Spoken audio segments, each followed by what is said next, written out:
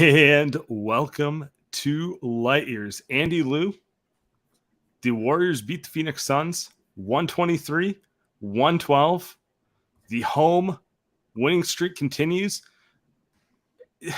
I was thinking about right before we got on, how wild is it this team is 29-7 at home and 7-26 on the road.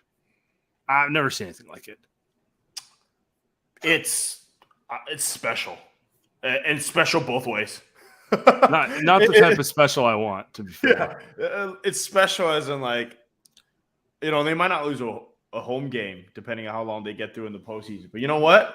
They might just be out in the first round in 6 or in 5, sorry, because they can't win. So it's just like it's 7. It's weird. Yeah, wow, math is bad. Weird. It's weird because this team is full of veterans. That's the worst part and weirdest part. It's not a team where you've got a bunch of young guys. This isn't the Houston Rockets. This isn't the Orlando Magic. This isn't a team that has never played together. And I know, right? They can't even beat the Magic. So I don't know. But you got a team full of vets, and you still can't win on the road. Usually you think that because you have guys that are used to playing on the road, you'll be fine. And this team just can't do it. I think I have reasons, but I don't want to start the show that way. I think I know the reason. No. We're going to start. This is a fun Warriors win. A little slow third quarter, but overall, my take on this team, despite we can go existential on the home road stuff, it does feel like the core is rounding into playoff shape, and they're trying to drag whoever's healthy with them the whole way. Klay Thompson, 30 in the first half, 32 in the first half. 32. Yeah, just phenomenal. Didn't really get going in the second half, but Phoenix did everything they could to stop him from shooting the ball. Overall, A+ game for Klay. Steph. Low. It's just he didn't have to score as much as he usually did. Phenomenal game. And then Draymond, peak Draymond everywhere defensively. And everything just kind of goes off of those three guys. When they're locked in like that, it makes the game a lot easier for everyone else. And it really doesn't matter if that everyone else involves players just not being there on some level.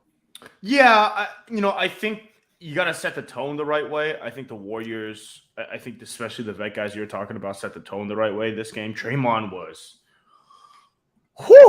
special defensively. The way that he really just forced DeAndre Ayton to become essentially an 8-foot jump hook guy. A dude's over 7 feet tall, man. Be a serious basketball player. He pretty much cleaned up every single mistake that every other player on the team made, especially in the second unit. It was, and then you talk about Klay and Steph. It was, I think, one of probably the best first quarter that we've seen from the Warriors, and probably one of the best first halves of the season. It's been a minute since they've come out that strong in the first quarter.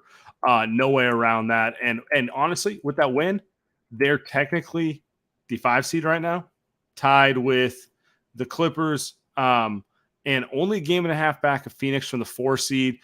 This stuff is all fluid, but the thing that really matters for the Warriors is, kind of creating separation from the play-in. They want to avoid the play-in right now, and they're about to go on a tough road trip, and they needed this win.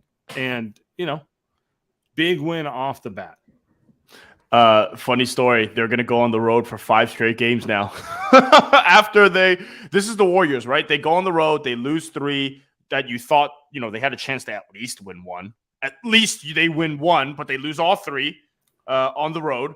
And then they come back home. They beat the Bucks and the Suns at home because, of course, they do. And now they go back on the road. And this kind of feels like, actually, you know what? I'm going to take that back. Because how many times have we sat here and said, this feels like the biggest moment of the season? This feels like they might have figured something out. But they kind of have a chance here to say, all right, are we going to be sitting at the 6 seed, maybe gunning for the 5 seed, or are we just going to be a playing team? Because if they come back on a 1-4 road trip, they're a playing team. That's what it feels like. And so this is probably the biggest, I keep saying, I guess, but it's the biggest stretch of the season so far. Yeah. Before we forget, I want to pump this. Everyone join the Light Years March Madness Run Your Pool contest. Free to play.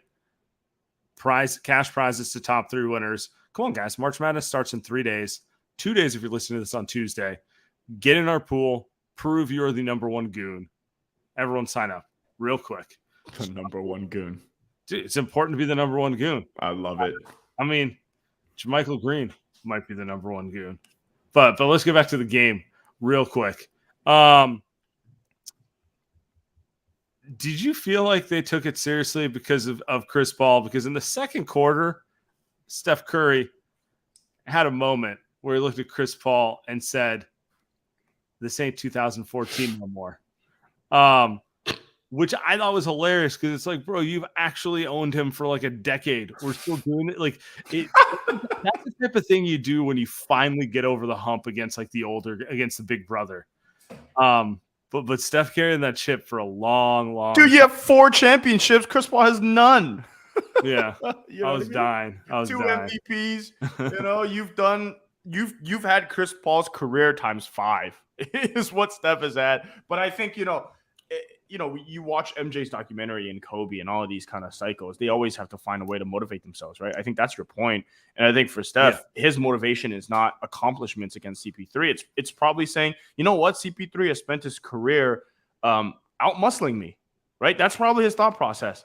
And Steph has put all this weight in the last 2-3 years because of moments like that. I mean, not tonight, but where he can go up against Boston and say, hey, I'm going to be the best player on the court. You can't do anything with me inside, outside. And I think that was cool. I think that's kind of, if I had to guess, I'm sure somebody's going to ask him about it in postgame, or they should. But I assume that mental game is what it is, because I think with CP3, he's always felt like he can. You remember against the Clippers? Yeah. You remember that one where he just fouls him and he can just grabbing, pushing you below the waist, just kind of deal with the fact that he's a little stronger than you. Like that's probably his biggest advantage. He's kind of built like a running back, for being honest, Right. So it's just like, I think it's hilarious because it does not matter how much success Steph's had, how much success the Warriors have had.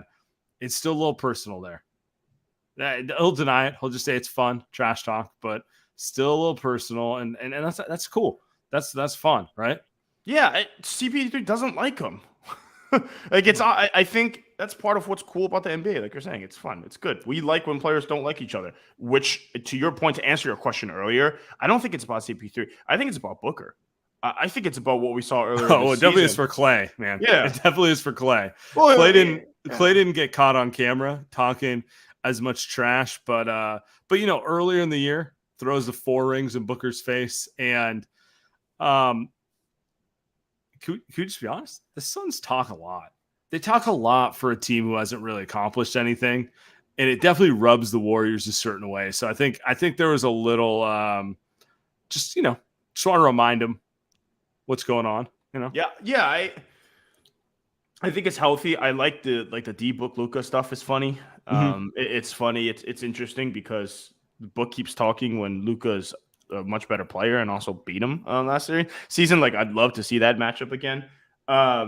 But I think the talk with Clay is that he's washed, right? And that was what the point. Remember that conversation that was had after that game the Warriors lost to in Phoenix was, hey, like, Clay, you're not that guy anymore. You don't get to talk like this because you're not good anymore. Maybe D-Book was always going to be better than Clay, which is, I always said, like, D-Book's not better than Clay right now.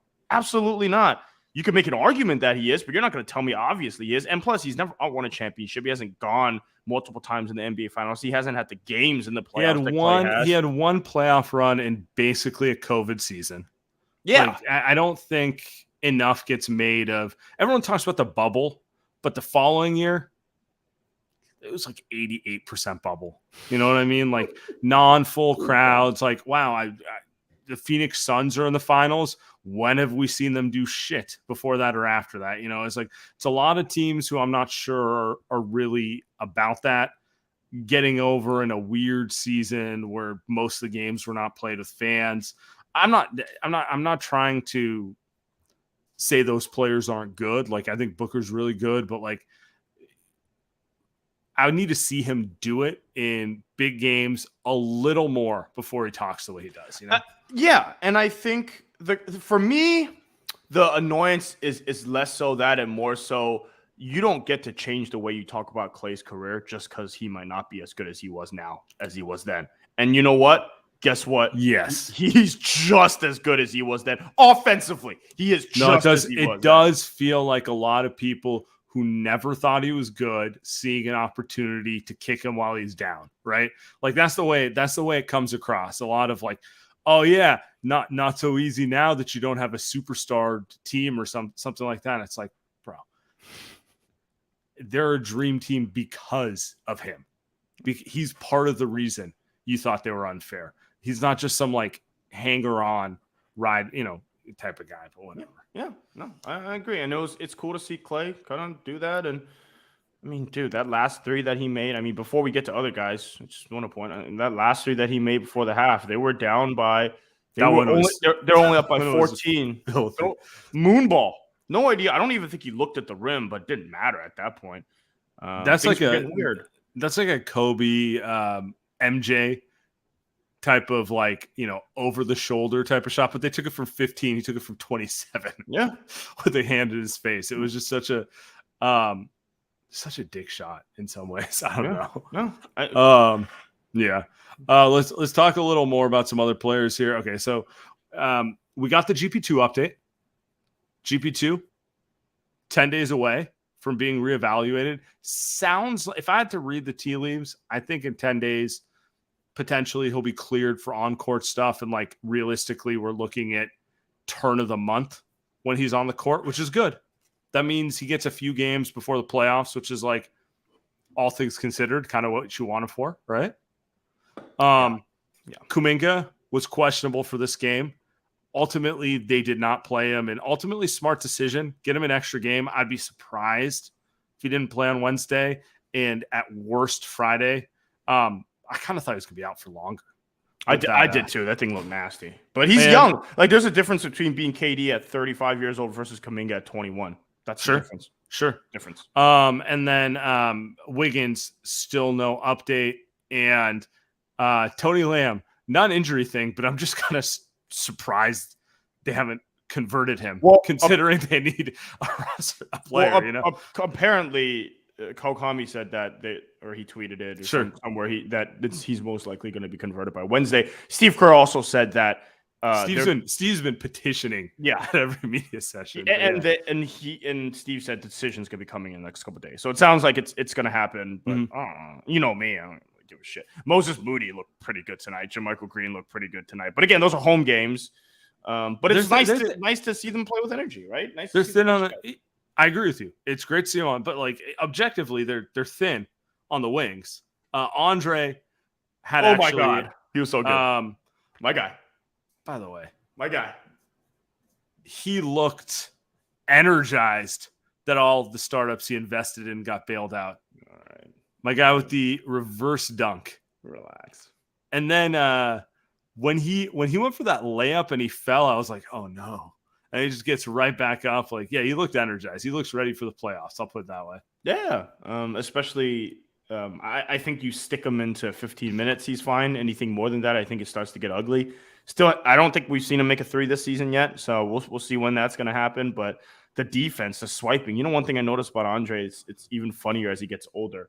The more he swipes down, the more he hits the arm. Because I think half the time at this point, he actually hits people's arms. He did hit it. Oh, no, he did not hit it. Refs don't call it, though. Sorry. Refs don't call it. I think it's just straight out of respect. They just don't call these swipe down fouls anymore. But tell you what, if Jordan Poole does it, or if Klay Thompson does it, dude, if Steph does it, come on. Steph's a two-time MVP, and he's getting called for that. No, you're right. There's actually, I'll link it in the chat and to the pod for people listening. There's a Drew Holiday interview where he's talking about how Steph is an alien and is the hardest player to guard. Mentally, I'm still kind of in that Bucks game because that was so fun to watch Steph and Drew go back and forth, right? And Drew just throws out, he's like, when you're a good defender, they let you get away with more. And so because I know that, I'd foul the shit out of Steph every time. And in my mind, I'm always thinking about that kind of applies to Andre. When you're a great defender, they'll let you get a little contact on the swipe down just because of who you've been a little bit, right? So you earn it. Also plus 19 on the minutes tonight. I'm just saying. I'm just saying. You know how I feel about my guy. Facts are facts, you know? No. He is a great connector. That's what he is. Word of the season. By the way, he was the connector, elite connector before connector was a thing. So Andre Iguodala, shout out to Andre Iguodala. He may have invented the term. I think he did. He literally turned into an all-star scoring-ish type of guy. He turned into an all-star role player. Yeah. Even though he was an all-star as a non-role player. Yeah. I bet you, though, here's the thing about Andre, his career, since we're doing an Andre thing. If he had started his career as a role player, though, he would have never been an all-star. That's the thing where it's just I hear what you're saying. So stupid. So sometimes you just got to score points, right? It's part of just how the NBA is. Speaking of scoring points, Jordan Poole. What a segue. 20 points tonight. I actually think Poole played a good game. There were some turnovers I didn't love. But if we're going to call it straight, best game he's played in a minute, and particularly a good second half driving the team home. Yep. Just more decisive. Like, if you want to pinpoint down Jordan Poole to one thing, it's like just make an aggressive move. Less dancing, man. Just like when he goes hard to the rim, gets a layup, it's a foul. Yeah, it's a decisive play. When he goes up for a shot decisively, generally a good look. I'll live with it. When he tries to, dance, put up something for the gram, that's when it's things go a little sideways. Like, just be real about it. Like, it's just kind of, it's one of those things where it's almost annoying because he can play another way. The comments think I'm getting ready to hate. They think I'm ready. I mean, I'm looking at your face. I think you're ready to hate. I don't know if he was good tonight, but I think, the thing with Jordan Poole is when you can't play defense, you're a cone, and you turn the ball over the way he does, and you don't make right decisions, you have to do one thing, as get buckets. And tonight, Jordan Poole got buckets, right? 31 minutes, 8 for 16, 4 threes, 20 points. That is the bare minimum of what he has to do because his plus minus cannot stay afloat if he can't score the ball. Do you see him drive into the lane and push Ayton out the way? Now, part of that is DeAndre Ayton's pretty soft for a 7-footer, but that is impressive. But there's only like 3 guys who like, okay, don't do that to like Giannis and AD and maybe Embiid. Like everyone else just go hard like that, right? Right. Exactly. He wasn't doing that because a scrub was at the rim. Bismack Biyombo's a good defensive. He's a big dude, and he was just going at these guys.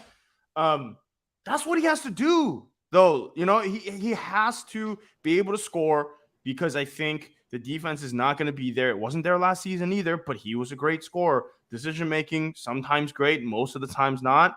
So just get buckets. Just get buckets. And tonight was one of those games where he did 31 minutes.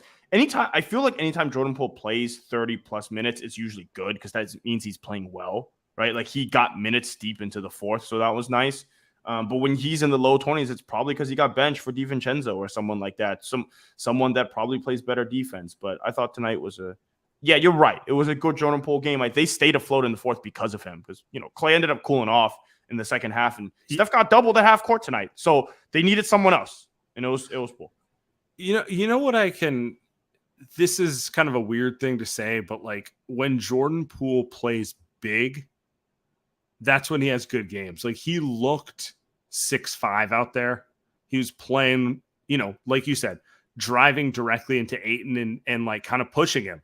Or you're just like, damn, is that James Harden? Is that Dwayne Wade? Like that sort of thing. I'm like, obviously that he's not Dwayne Wade, but like, you know what I'm saying? How like Wade 6'4", but always felt much bigger when he played. When Poole plays like that, he's a pretty impactful guy. But too often like loves to get low and dance. And you're just like, he feels like a small guard, even though he's not that small.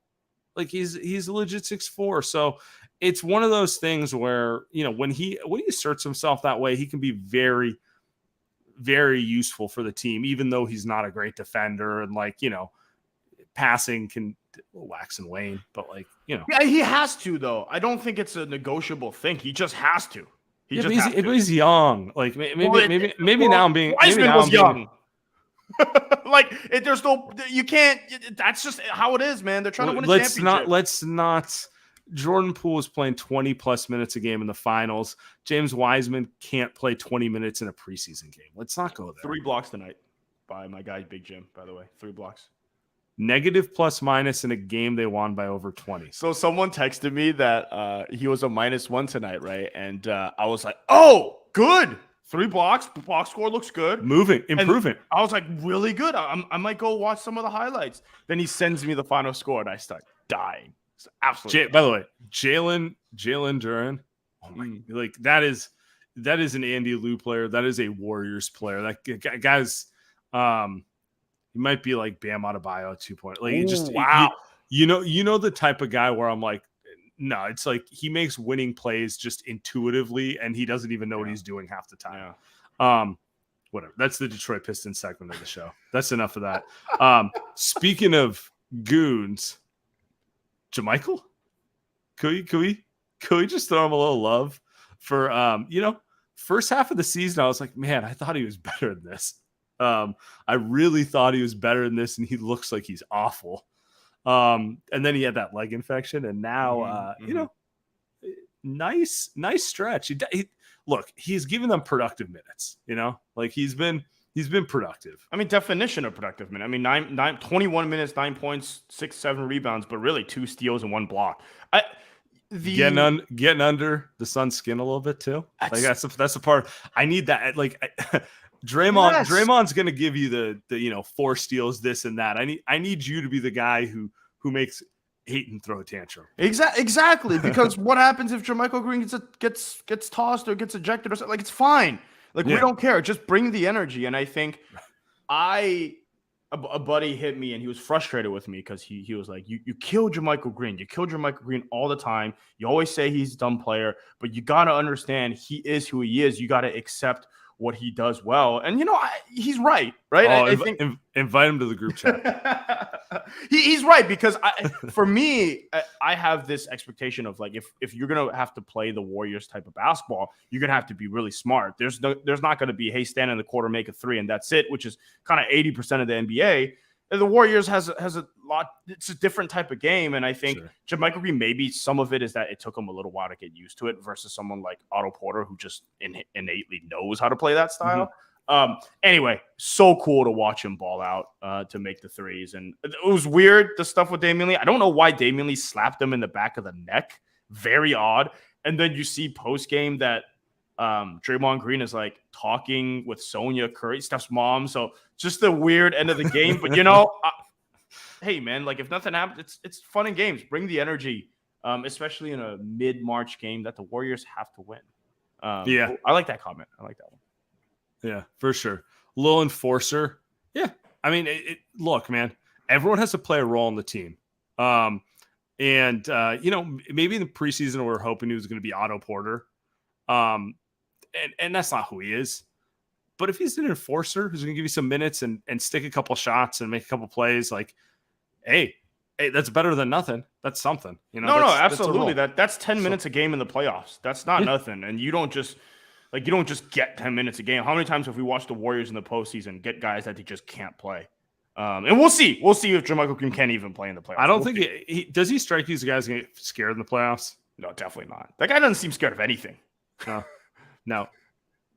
If anything, the problem might he shoot a shot you don't want? That's I was gonna say. If anything, like you might be scared of him not being scared because he's just like the comments are right. Like there's a little Mo Spates in him. Like we talked about it. Yeah, little Mo Spates. I think not David West. David West was a smart, cerebral. Like it's like Otto without the 3-point shot. Where you're just like this guy's way too good to be on a vet minimum, but we'll take it. I think Otto last season was what type of player? 15 mil.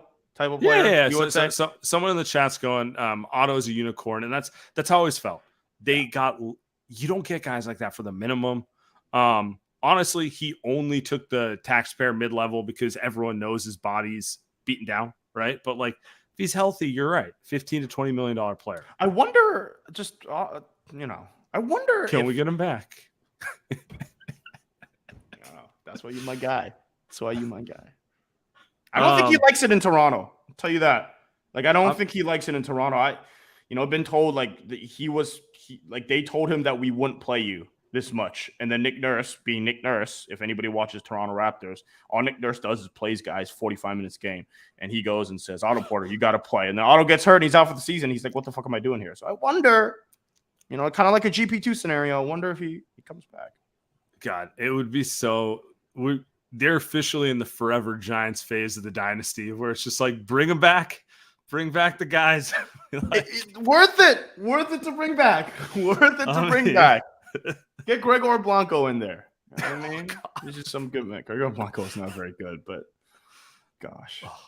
When the Giants brought back Pablo after the Red Sox era, that's when you knew it was like. Was this when they won the third title with him though? Because that was worth it too. He was terrible. No. Like in the Farhan years, they brought him back. Oh God. Enough. Could still hit though. Keep it moving. Hey, before we get to the voicemails, who you like for March Madness? Oh, I already picked my Final Four. I'm not going to give you all four, but I already picked my Final Four. I assume you did. I mean, I'm probably going to tweak mine, but I want to know who we leaning. I went with I love look, guys. Number one, sign up for the Run Your Pool. Let's get a couple thousand people in there, right? Great cash, great prizes. I've got my favorite is the Houston team. Obviously, they're number one, like real shocker, right? But they've got a bunch of different guys that can score. My favorite team is Marquette, just because of Shaka Smart, just because of that guy. He was not a good fit in Texas. Just a bad fit, just in terms of the scheme. Like he's a scheme coach, to me. So I'm picking Marquette. I kind of wanted to go Bama because of that one long, lanky guy. Who's the guy that has, Brandon Miller? Yeah. That guy he's got the John Morant off court problem. Yeah, but I just for karma purposes, I watched him play one game, but for karma purposes, I couldn't pick him. He's disgusting. He's like reminds me of like Tatum, Paul George. He's gonna. My take is he's the number 2 pick in the NBA draft. I was going to say better than Scout. Yeah. I think he's better than Scoot. I don't like the Scoot type of player, so I was like, yeah, why isn't this? You got to be really special to be a small, ball dominant, non-shooting guard. And he's pretty damn special. But I'll take the 6'10" guy who shoots 45% on like 15 threes a game. I'm right now leaning Alabama to win the whole thing. But it's biased because I watch them a ton because I think he's an awesome player. And I got a soft spot for our guy Musselman. Shout out Warriors legend, Arkansas. We got a weird light years contingent in Arkansas. I know that because we've got 2 comments from there, which is basically like 1,000 as far as I'm concerned. So odd. I don't even know where Arkansas is. Relax. But Musselman's the coach. They gave us Moses Moody. Honestly, still waiting for that one to pay off. But he looked good tonight. He did look good tonight. He did. I'm feeling. I need them to come through. That's my thought. Give us your picks and make sure to sign up for our pool. All right. Tim, you want to bring up the voicemails? To the goons. Hey, fellas. This is Ruben. First time, long time. Now it's the third quarter right now, so the rest of this game might make me look stupid. But I'm watching and thinking that Clay's actually still a pretty good matchup for Booker. I think he guards him really well. And, assuming that the Suns are probably going to be one of the teams to beat in the playoffs for the next few years, that's a nice little luxury, being able to stick Clay on him, feel good about it, and save Wiggins or another, high-level guy for KD. Have Gary Payton or Kuminga put Chris Paul in hell where he belongs. So, I don't know. It'll be nice to think about things like playoff matchups. So, hopefully they hold on and win this game, and that's what we're thinking about, rather. Well, they did hold on and win that game. Spoiler. Am I deluded in thinking I think the Warriors actually match up really well with Phoenix? Because, hear me out on this one. They're going to play no games together. So, if you get physical with them, it's just ISO. And I do think Clay can guard Devin Booker because Book's more smooth than explosive, right? GP2 can definitely guard Booker. We've seen him do it. And quite frankly, just GP can guard basically everyone under 6'7", right? And then if you get Wiggins back, which is a big one, he's as good as it comes at guarding the KDs of the world. And you got Draymond who can also guard him. I think while they'll be a tough team, they match up really well against an ISO heavy team if the Warriors are healthy. So that's kind of where I'm at with it. I think they're not going to expose the Warriors, let's just say, lack of cohesiveness on like rotations as much as some other teams. I think that's a great argument. I'm just trying to talk myself into it. Can I ask you a question though? Would you rather have Klay Thompson guard Devin Booker or John Morant? Devin Booker. Yeah, and I think that's kind of where Klay is in his career now. To the caller's point, is that he is a decent matchup for Booker. Not like he's not locking him up. He's not gonna like if you tell me you could put GP2 on Booker, like I'm gonna say like he probably won't get 30 if you get GP2 15, 20 minutes on him, right? But I think Klay's at the point in his career, like he's not guarding Dame, he's not guarding Ja, but can he kind of not get torched by Booker in a matchup? Yeah, and I think especially in a playoff series too, where he's a lot more amped up. So I'm with you on that. I gotta think more about a hypothetical Suns Warriors matchup, and I think the biggest thing too is, I think we know GP2's come back with about 5-6 games left. No idea on Andrew Wiggins, and until that happens, who knows? And honestly, same with KD. It's like, is he coming back? Assume he is. Assume he is. But who knows? I'm operating with the assumption Wiggins will come back and will round into form, because I don't really know that anything's going to happen if he doesn't. So anyway, let's get to the next call. Let's get to the next one. I'm sure we can talk about it next show too. Yo, what's up, guys? It's Varun here. One thing I was right about, one thing I was wrong about. I was right about Damian Lee being a bitch. I hated him when he was in the Warriors. Really don't like him now.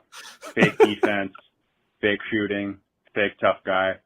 Just fake all around. So it was satisfying to see Steph and JP hit a bunch of threes in his eye. And I don't know what he's talking to JaMychal for. He's not going to do anything. One thing I was wrong about, I thought Iggy was cooked, and he played awesome tonight. So if he can play like this and be an actual part of the rotation, that's huge. So I'm really happy to see that. And fuck Damian Lee. I don't understand why people keep saying Andre is cooked. He can't make a shot, but there have been times throughout the last 5 years where he couldn't make a shot. Like, what are we watching here? I think it's the whole didn't play the first 70 games of the season. It's kind of fair. So sorry, 65 games. I don't know. Like, I'm with you though. Like, conceptually, I'm more wonder if Andre's body is cooked. I know he's like his skill level and like mind is not. Like, he knows how to. He's not going to close anymore, right? Like, we know that he's not closing games anymore. But can he play 10 minutes? I don't know what we're watching. My prediction is we're going to get a game 6 where Steve throws him out there for about 10 more minutes than he should because he's riding his guys, and Andre is going to hit a bullshit 3. And I might cry. And you're going to text me for full forever giant. And I'm going to like it, I don't know. I'm going to go, you know what? That's the biggest 3 in Warriors history. Bigger than Steph's. You know what I'm saying? Bigger than the ones he hit in Boston. And then we'll text Tim, delete that, and keep moving. God, I need more Andre. I will say this quickly on Damian Lee. I have found someone I hate more. So it's Anthony Lamb. So every year I need a new punching bag. This year I got a new punching bag. Sam, who's next? First off, Varun's my guy. I know him from the timeline, the Discord. Good dude. I'm never going to, and it's not a him only comment. I have philosophical differences with the Damian Lee hate. I don't get it. I just don't. Like, even you and I don't agree on this one. I'm a Damian Lee guy. Sorry. I just couldn't stand the way he plays, but you know what? I learned my lesson this season. I'm watching all these young kids try to learn how to play basketball, and there have been times, Tim, cue it up. There have been times this season where I've said, I miss Damian Lee, man. Can we get a guy that just knows how to play a scheme a little bit, can knock down a 3, cannot turn the ball over, So I miss him sometimes. Not tonight, though. Brent Wanamaker was also worse than Damian Lee. Anyway, from the comments. Thank you for that. All right, Tim, let's go. Oh my God, Curry is the man. Just put some extra mayonnaise on my biscuit, man. That dude is amazing. What do you got to say? What do you got to say, my boy? What do you got to say? Curry is Mayonnaise the on a goat. biscuit? That's right. My nephew said Curry is the GOAT. We are going to win it all. And I forgot to say what my name is. This is DJ Chocolate Rain, all the way from Atlanta, Georgia. I've been listening all season. Fell in love. Love you guys. Talk to you guys later. Stay black. Bye. Stay black. I can't do that. Great freaking call, man. I can't swear now. I feel bad. He got his nephew listening with the Curry is the GOAT. Tim, we got to clip that one. Curry is the GOAT. Hopefully I didn't talk over it and just play it at the front of the next pod or this pod. That was awesome. From Atlanta, Georgia. Oh, yes. Better than watching Trae Young. That is yeah, dude. Imagine having to watch Trae Young every game. We're actually, it just hit me. We're about to watch Trae Young on Friday. Oh! He's gonna grift 15 fouls out of the Warriors, and they're gonna get a win, and I'm gonna be so mad. So anyway, Tim, let's get to the next call. Pissing me off already. Yeah, let's keep it moving. Yeah, delete that. Don't. What's up, guys? Quick question. Do we think Damian Lee has been drinking the fake tough guy juice that Devin Booker and Chris Paul drink? I don't know. I just thought that was really funny. And also, I really don't know if there is something that unifies us as a fan base more than beating Chris Paul. And him yelling at the ref after the ref gave him a screen. The ref screened him so Poole could hit that three. That was peak television. That wasn't even basketball. That was comedy. That was entertainment. But anyways, big win. Love you guys. Thank you guys for the show and everything you guys do. Alrighty. Good calls tonight. That's a good call. Let's look at the schedule before we get on to the next call. Yeah. It's been brought to my attention. I skipped a step in the rundown, as I sometimes do. Very rare. All right. Warriors, LA, Wednesday. We'll be back after that game. Mm-hmm. Clippers will be interesting. And then they have the weirdest road trip of the season at Atlanta, at Memphis on a back-to-back, at Houston, at Dallas. Last long road trip of the season. I'm trying to think of what they really need to hold their position, but I feel like that Clipper game is huge because they're both tied record-wise right now. Andy Lou, what are your thoughts? They need 2 wins. Yeah, they are tied record-wise. They have the tiebreaker. You want 2 and 2 road trip? 2 and 3. Assume they're not going to – that Friday, Monday doubleheader is nasty. Also, who the hell made the schedule where the Warriors don't get a break more than one game for the past month? What is this? Adam Silver's NBA is disgusting. These are the defending champions. Give these guys a break. Anyway, I think they need 2 wins. I think that Houston one is obviously a gimme. Next Monday, you got to win that one. They're tanking. I think tonight Şengün was load management. Like, the hell are you load managing for? You're 22 and you guys suck. Go out there and play. So you got to get that win.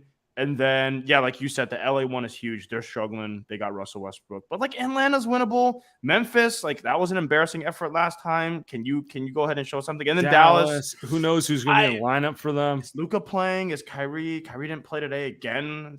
I don't know. The team's weird. So, yeah, man, 2 wins. 2 and 3. Can they go 2 and 3? The expectations are that low, but that might be high expectations because there might be a chance that they go 0-5. Like, literally haven't won on the road. I need 3 and 2 here. Oh boy. Really? I'm putting expectations on them. I think the run's coming. My reasoning is completely illogical. Yeah. I don't know. They're champions, they're vets. Like, yeah, 3 and 2 should be the expectations. Oh, and yeah. Anyway. Kuminga should be back. Give him some energy. God, I felt like they missed a little Kuminga athleticism energy. I mean, what's annoying is I do think if they were fully healthy, they would have gone on a run. But everything from Steph injuries to Wiggins MIA to a million other things has kind of denied it from him this year. And, I just want to say this on the Wiggins thing, it remains a wait and see. You can't really relitigate it every time. Just kind of got to wait and see a little bit. And when there's new info, we'll talk about it. All right. Last one. Mm-hmm. What's up, fellas?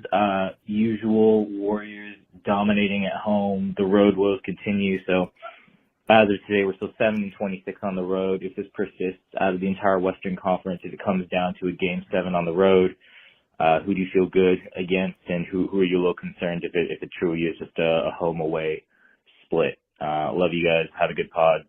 We'll be listening tomorrow. Thanks. Bye. Appreciate the call. Andy, you want to go first? I'm thinking. Go.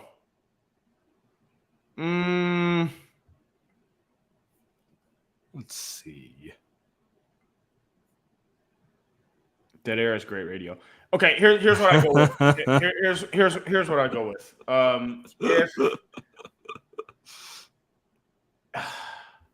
Dude, I'm watching the Kings, and the more I watch the Kings, the more I'm like, this is. Oh, we're on the same page here. This is a really good basketball team. I don't want to play them at all. I still do, and which is why I started with this with the preface, but I still do. I think they're my pick. I have this sneaky suspicion that John Morant will come back this season. I have this sneaky suspicion. So that's a team that, I think historically the past couple of years have given the Warriors some type of trouble. I think when you talk about the Kings and what makes them so great, they have an elite offense. Elite offense. How many games has it been that they've scored 120 points in a row? They average 120 points, 21 points in the season. Best offense in the NBA. But they don't play any defense. And I do feel like when you are in a playoff series, especially one against the Warriors where they have played championship basketball, I do think like you got to have some defense. Memphis tells me they've shown that they can play some defense. The Kings haven't. I still feel like, Sam, I'd pick the Kings. I still feel like that. Oh, so I'm going to go the opposite way as you. I think the Kings have the best vibes in the NBA. I do think the Warriors can beat them. But I don't think John's coming back. You saw the report. He's in treatment. And rehab, yeah. I think he's done for the year. I think it's a polite way to make him done for the year, to not have to answer questions. And I don't know. It's a toss-up, but I'm going to go with the team who losing their best player is going to be a rough blow for them, no matter what. And I think the Warriors will get out more for Memphis than they would against Sacramento. I think Sacramento would punch the Warriors in the mouth a little bit, and then they'd have to wake up. Yeah. So I'm going to go Memphis. They may have a little more. They may be a little more proven. But that's where my head's at. Domantas Sabonis at the 5. Just Steph Curry in the pick and roll. Draymond Green. Harry B. revenge, bro. All right. We'll be back on Wednesday. We will be the Warriors are playing the Clippers.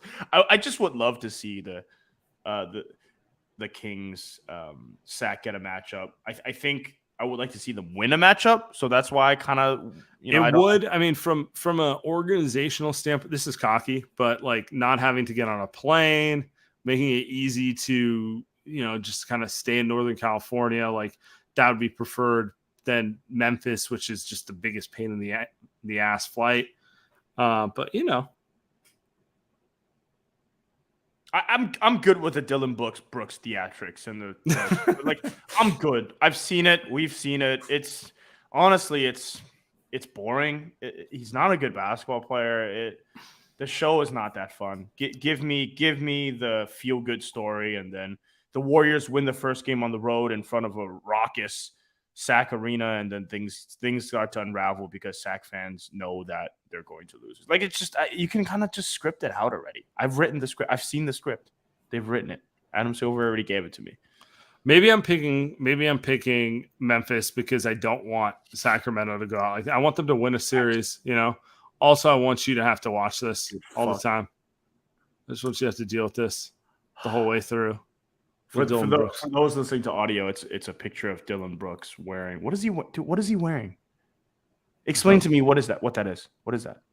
It's meant to make you mad. That's what it is. Jean shorts with looking like Stone Cold Steve Austin. Yeah. All right, we'll be out of here. Appreciate everyone. Have a great